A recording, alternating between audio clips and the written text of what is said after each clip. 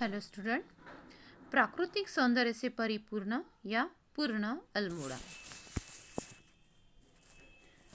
तो यहाँ पे जैसे भारत भूमि की विभिन्नता का दर्शन करवाया है, जैसे रेगिस्तान की धूप और दक्षिण भारत का समुद्र तट भी दर्शाया है। यात्रा वृत्तांत के माध्यम से लेखक भूभाग उत्तराखंड के यानी विभिन्न स्थानों की नैसर्गिक सुषमा, सर्वत्र व्याप्त हरितिमा, यहाँ की सांस्कृतिक संपदा और लोगों की जीवन शैली, साथ में दार्शनिक स्थल और धार्मिक आस्था का मनोहरी सुंदर दृश्य प्रस्तुत करना चाहते हैं।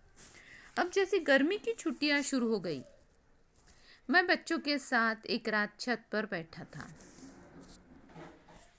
गर्मी की छुट्टियां शुरू हो गई थी और लेखक जैसे बच्चों के साथ एक दिन छत पर बैठे थे। सारे बच्चे कहीं बाहर घूमने जाने के लिए उत्साहित थे।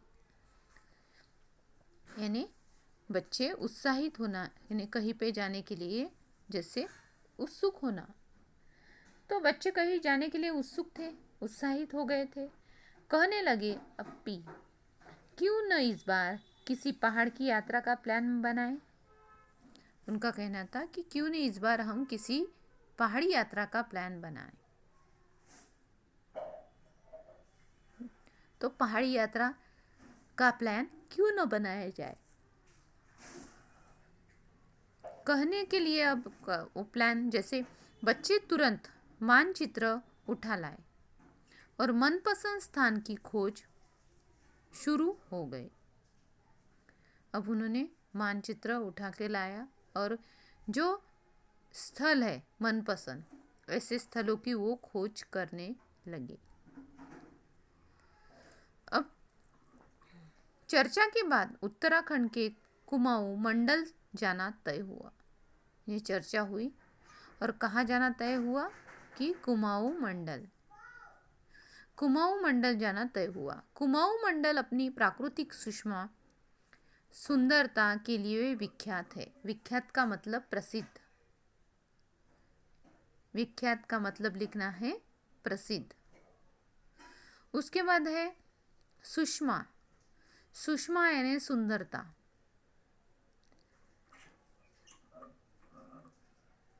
अब कुमाऊं मंडल जाना तय हुआ। कुमाऊं मंडल एक प्राकृतिक संपदा है और सुंदरता से भरा हुआ है। अब तनिष, तेजस, भावेश, श्रुति और मैं, हम सब ने यात्रा की सूची बनाकर पूरी योजना बनाई। अब सूची भी तैयार हो गई, कहाँ जाना है, कैसे जाना है। तो जिज्ञासावश तनु ने सवाल किया। जिज्ञासा यानी जानने की इच्छा। जिज्ञासावश उसने क्या किया, जानने की या सवाल पूछा, सवाल किया, अब भी कुमाऊं कहाँ है, कुछ बताइए ना। कि जैसे उसने उत्सुकतावश ये बात की कि कुमाऊं कहाँ है और कुछ बताइए ना इसके बारे में। तब मैंने बताया, कुमाऊं मंडल भारत के उत्तराखंड राज्य के 2 प्रमुख मंडलों में से एक है। जी, यानी कुमाऊं उत्तराखंड राज्य के 2 प्रमुख मंडलों में से एक है। कुमाऊं के अंतर्गत जैसे अल्मोड़ा, बागेश्वर, चंपावत, नैनीताल, पिथौरागढ़ तथा उधम सिंह नगर आते हैं। सांस्कृतिक वैभव, संस्कृति यानी संस्कृति से संबंधित। सांस्कृतिक वैभव प्राकृतिक सौंदर्य और संपदा से संपन्न इस अचल का यानी क्षेत्र, अचल की एक क्षेत्रीय पहचान है। यानी ये ऐसा है कि इसकी एक अलग पहचान भी है। यहाँ के आचार विचार, रहन सहन, खान पान, वेशभूषा, प्रथा, परंपरा, रीति रिवाज, धर्म विश्वास, गीत नृत्य, भाषा बोली, सबका एक विशिष्ट स्थानीय रंग है। इन्हें सबका एक विशिष्ट स्थानीय रंग माना गया है। लोक साहित्य की यहाँ समृद्ध, समृद्ध यानी धनवान, समृद्ध वाचिक, वाचिक यानी वाणी, वाणी संबंधी वाचिक परंपरा विद्यमान है। विद्यमान यानी उपस्थित, मौजूद। कुमाऊं का अस्तित्व ही भी वैदिक काल से ही है। कुमाऊं का जो अस्तित्व है वो वैदिक काल से ही माना गया है। कुमाऊं वैदिक काल से ही है और वो देखने जैसा ऐसा स्थल है। अब जैसे अब जाने का दिन आया।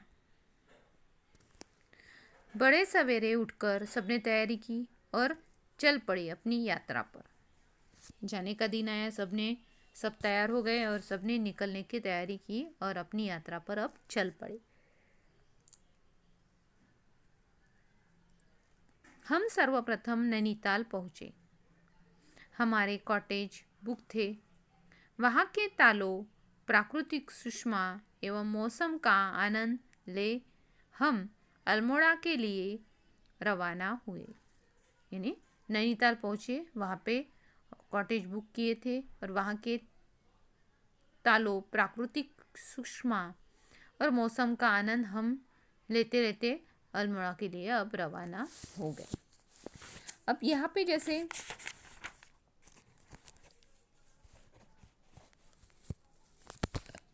बताया है कि यानी प्राकृतिक सौंदर्य का आनंद लेने के लिए अब वो वहाँ से रवाना हुए। वहाँ से रवाना होते ही जैसे देवदार वृक्षों की ढकी मोहक घाटियों के बीच सर्पिली सड़क पर हमारी कार तेज रफ्तार से दौड़ रही थी। यानी उन घाटियों में उनकी कार तेज गति से दौड़ रही थी। रास्ते में पहाड़ों पर बनी सीढ़ीनुमा खेत और उसमें काम करते लोग दिखाई दे रहे थे। हम जैसे श्रम से अपनी जीविका चलाने वालों के चेहरे पर अजीब सी अलमस्ती और निश्चितता झलक रही थी। अलमस्ती यानी अपने में मस्त रहने वाला, अलमस्ती यानी अपने में मस्त रहना और निश्चितता जैसे झलक रही थी।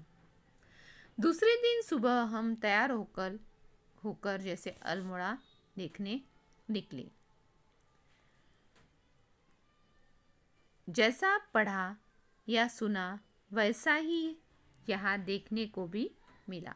जैसे उन्होंने पढ़ा था या सुना था वैसे ही उन्हें यहाँ देखने भी मिला। ये प्रकृति का एक अलग ऐसा दृश्य, यानी कुमायूं में जैसे पहाड़ी प्रदेश, यहाँ ठंड बहुत अधिक, इसलिए यहाँ के जैसे लोगों के मकान कैसे थे, दीवारें कैसी थी, उस पर घरों के ऊपर पत्थर बिछाए जाते थे। यानी ऐसा एक अलग दृश्य यहाँ पे दिखाई दे रहा है।